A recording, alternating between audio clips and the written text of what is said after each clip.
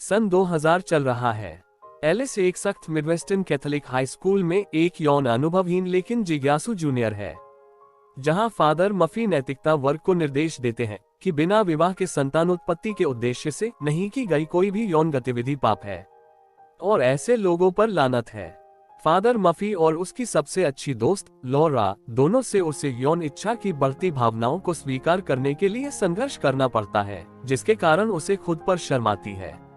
उस दिन वह अपने घर पर चैट कर रही होती है और उसे एक मेल आता है। एलिस मेल को ओपन करती है और एडल्ट पिक्चर्स देखकर घबरा जाती है, लेकिन कुछ समय बाद अपने प्राइवेट पार्ट में हाथ डालती है।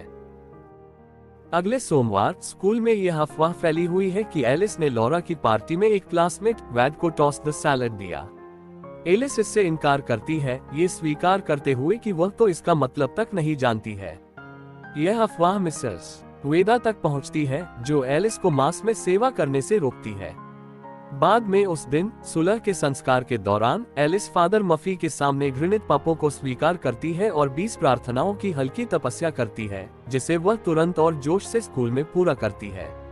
एलिस और लॉरा दोनों स्कूल के अगले किरकोस आध्यात्मिक रिट्रीट में भाग लेने का फैसला करते हैं। एलिस धार्मिकता के रास्ते पर लौटने के लिए और लॉरा एक पॉपुलर सीनियर नीना के ग्रुप में शामिल होने के लिए। जब वे रिट्रीट कैंपग्राउंड में पहुंचते हैं तो लॉरा ये जानकर उत्साहित हो जाती है कि नीना एक रिट्रीट लीडर है, जबकि एलिस की नजर क्रिस पर है, जो एक फुटबॉल सीनियर है, जो एक रिट्रीट लीडर भी है। क्रिस मिलनसार और उत्साही है और एलिस को उसके ग्रुप को सौंपे जाने के बाद दोनों में अच्छी बनने लगती है। नीना एलिस को उसके रूम तक ले जाती है और उसकी घड़ी और फोन मांगती है। एलिस घड़ी देते हुए कहती है उसके पास कोई फोन नहीं है।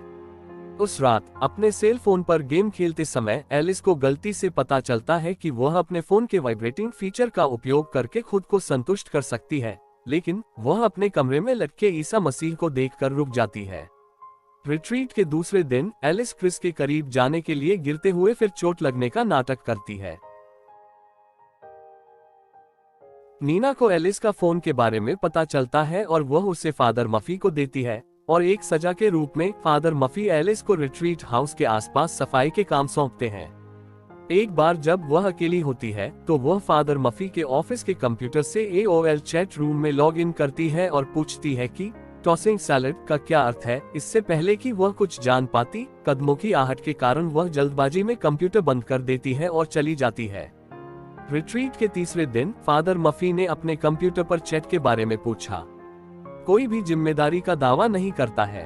बाद में सफाई के दौरान वेड कूड़े को डस्टबिन से बाहर फेंकता है और अपनी अफवाह उड़ने वाली गलती स्वीकार किए बिना या माफी मांगे बिना चला जाता है। कूड़े में वेड का ब्रेसलेट एलिस अपने पास रख लेती है। फिर से सफाई के दौरान एलिस ने नीना को जंगल में एक दूसरे सीनियर लीडर को चूमते हुए देखा। एलिस इसे लॉरा को बताती है, जो एलिस पर विश्वास करने से इनकार करती है और एलिस पर फादर मफी के ऑफिस में घुसने का आरोप लगाती है और एलिस को एक पाक साइको कहते हुए उनकी दोस्ती को समाप्त कर देती है। एलिस फादर मफी के ऑफिस में लौटती है और वेड का ब्रेसलेट कीबोर्ड के बगल में रख देती है। फादर मफी के अचानक आ जाने से वह छुप जाती है। वह फादर मफी को एक अश्लील वीडियो और हस्तमैथुन करते हुए देख लेती है। बाहर खुद को क्रिस के साथ अकेला पाकर एलिस उसे चूमती है, लेकिन वह घबराकर भाग जाता है। उस रात एलिस कैंपग्राउंड से भाग जाती है और एक लेस्बियन बार पर जाती है, जहां वह और मालिक जीना इस बात की सराहना करते हैं कि किस तरह से अभिशाप का डर एक किशोर के विकास को बर्बाद कर सकती है। एलिस जीना की सलाह लेती है और उसे पीछे रिट्रीट तक छोड़ने के लिए सवारी देती है और एलिस को वेस्ट एंड ईस्ट कोर्ट्स के कॉलेजों में देखने के लिए प्रोत्साहित करती है और अंत में एलिस की जिज्ञासा को शांत करती है कि टॉसिंग सैलेड क्या है। रिट्रीट के आखिरी दिन एलिस एक सामाजिक रूप से अजीब सहपाठी से दोस्ती करती है, जबकि फादर मफी वेड को अपने ऑफिस में बुलाते हैं।